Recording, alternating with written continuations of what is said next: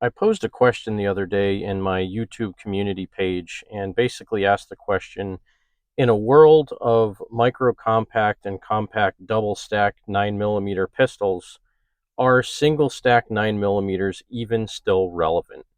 And to be perfectly honest, I got a lot more feedback on that question than I ever thought I would. I've gotten questions all over the spectrum from yes, they're still relevant. Yes, I still carry them because they're slimmer and I feel confident with them having 7 rounds or 8 rounds of ammo still to be able to hit my target and to neutralize the target.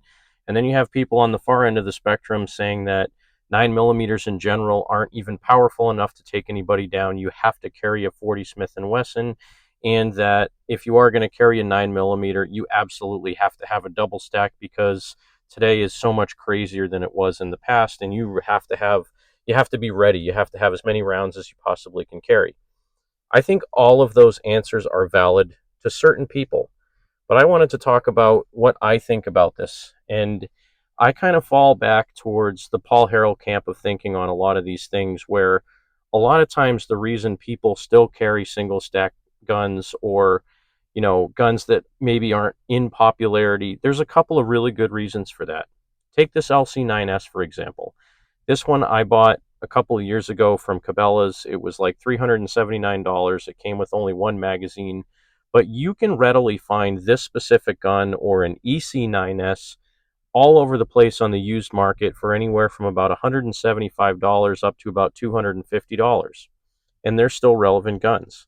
But then again, you have this new Max 9 that's only maybe a fraction thicker than the LC9S, and it has a double stack 10-round magazine, or I believe you can get a 12 or a 15-round magazine for these.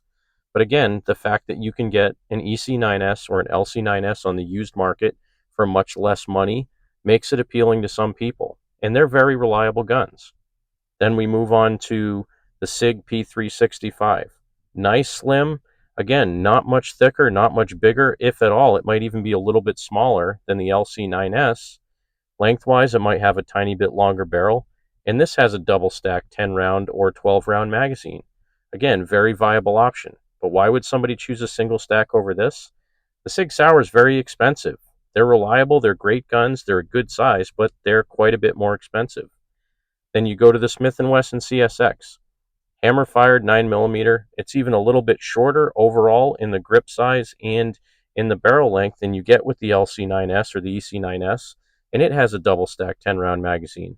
But again, the price is a little bit higher, and some people just like striker fired pistols more than hammer fired pistols.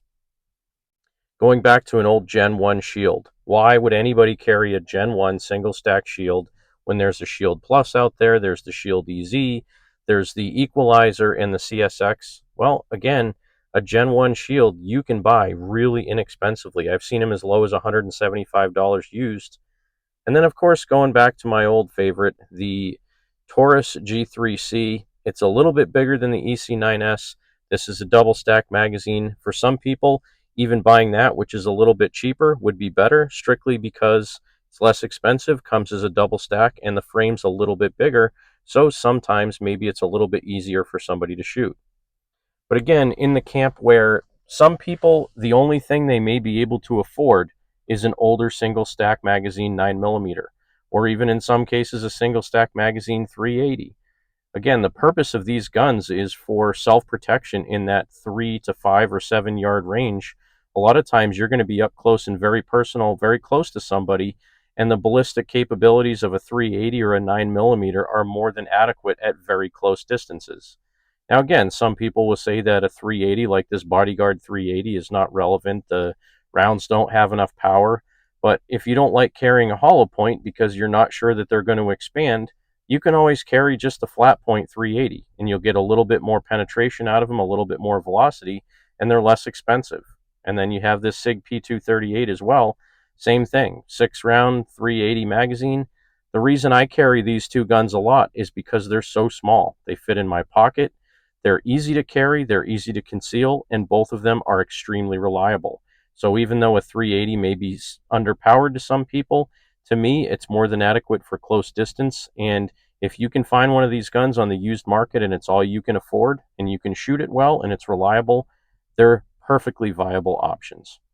So again, a lot of times it may just be what's available to you locally. It might be what was handed down to you.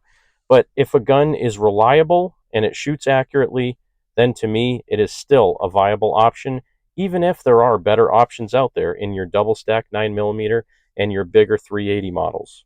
But please don't take this video as a suggestion for anybody. I highly recommend, once again, that whatever you choose to shoot, you get out there, you test it out, you find out what works for you, you find out what's comfortable, what you can shoot accurately and reliably, and something that you can handle the recoil on, because the best gun for you is the one that you can shoot reliably and accurately. Thanks again for watching another edition of Cranky Gun Reviews, and this edition on, are single stack 9mm and 380 still relevant in the world of double stack pistols?